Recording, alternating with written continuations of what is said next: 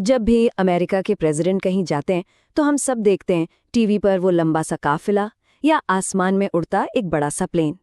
ये वो चीजें हैं जो हमें दिखाई देती हैं, लेकिन जो हमें दिखता है कहानी उससे कहीं ज्यादा बड़ी और गहरी है। तो सवाल ये उठता है कि सिर्फ एक इंसान को एक जगह से दूसरी जगह ले जाने में आखिर लगता क्या है। सुनने में तो ये बहुत आसान लगता है ना? लेकिन जब वो इंसान दुनिया का सबसे ताकतवर व्यक्ति हो तो इसका जवाब एक बहुत ही बड़ी और कह सकते हैं एक जटिल ऑपरेशन की कहानी बन जाता है। और इस कहानी की शुरुआत होती है इस एक नंबर से। 22,000 पाउंड, मतलब करीब करीब 10,000 किलो। ये वजन है प्रेसिडेंट की लिमोजीन का, जिसे द बीस्ट के नाम से जाना जाता है। सोचिए, ये तो सिर्फ एक गाड़ी का वजन है।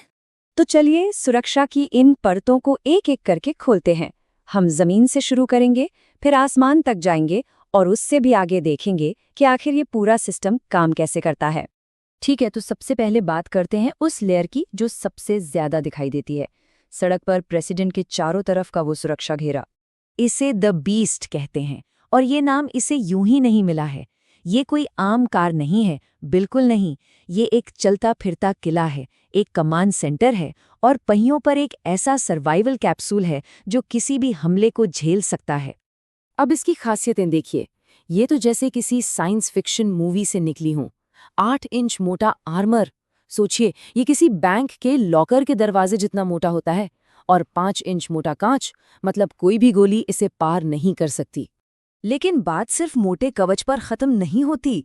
द बीस्ट के पास अपने खुद के अटैकिंग और डिफेंसिव सिस्टम्स भी हैं, जैसे कि पीछा करने वाली गाड़ियों को रोकने के लिए स्मोक स्क्रीन और ऑयल स्लिक्स। और सबसे हैरान करने वाली बात, इसमें इमरजेंसी के लिए प्रेसिडेंट के ब्लड ग्रुप वाला खून भी हमेशा मौजूद रहता है।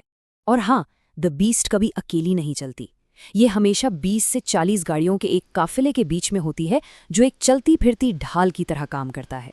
और मजे की बात यह है कि इस काफिले में हमेशा एक और बीस्ट होती है, एक डीकॉय, ताकि हमलावर को कंफ्यूज किया जा सके कि असली वाली कौन सी है।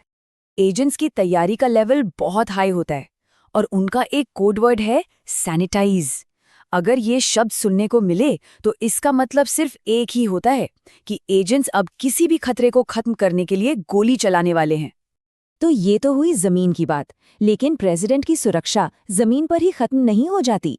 चलिए अब चलते हैं 40,000 फीट ऊपर, जहां सुरक्षा का एक बिल्कुल ही अलग लेवल देखने को मिलता है। एयरफोर्स 1। ये सिर्फ एक प्लेन का नाम नहीं है। टेक्निकली ये उस किसी भी एयरफोर्स प्लेन का कॉल साइन है जिसमें प्रेसिडेंट सवार हों, लेकिन असल में ये नाम खुद प्रेसिडेंसी का एक सिंबल बन चुका है, एक उड़ता हुआ व्हाइट हाउस।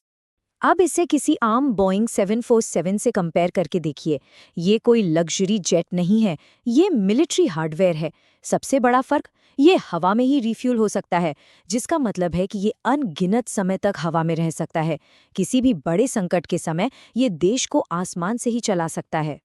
और अंदर से ये आसमान में एक किले जैसा है। 3 मंजिलों पर 4,000 स्क्वायर फीट की जगह, जिसमें ऑफिस, कॉन्फ्रेंस रूम और यहाँ तक कि 100 लोगों के लिए खाना बनाने की पूरी व्यवस्था है। ये सचमुच एक फ्लाइंग व्हाइट हाउस है।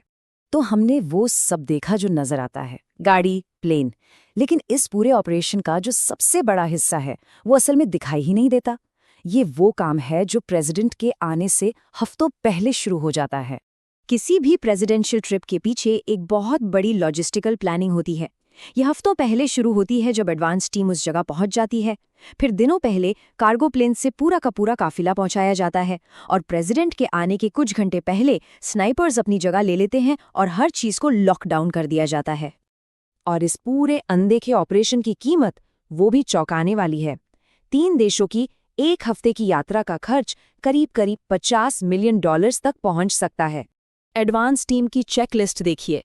रास्ते में आने वाली हर सड़क, हर इमारत, हर छत की जांच की जाती है। सिर्फ एक नहीं बल्कि कई एस्केप रूट्स प्लान किए जाते हैं। मतलब किसी भी चीज को किस्मत के भरोसे नहीं छोड़ा जाता। लेकिन सोचिए, अगर कोई बहुत बड़ी राष्ट्रीय आपदा आ जाए तो क्या होगा, जब बाहर निकलना ही सेफ ना हो।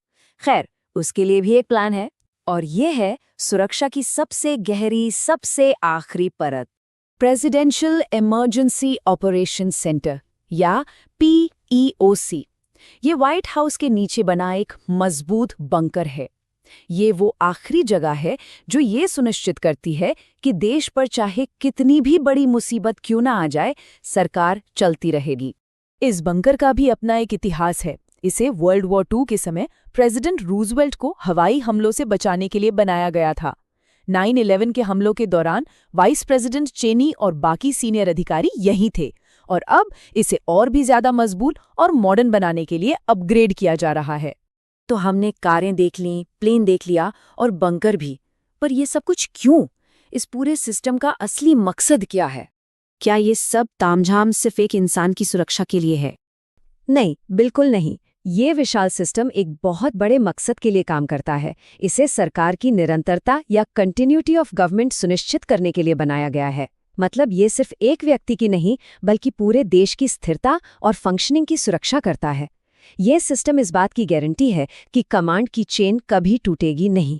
ये पूरा विशाल सिस्टम अपने समय को दिखाता है, लेकिन अब खतरे बदल रहे हैं, फिजिकल हमलों से लेकर ड्रोन झुंड और साइबर वॉरफेयर तक।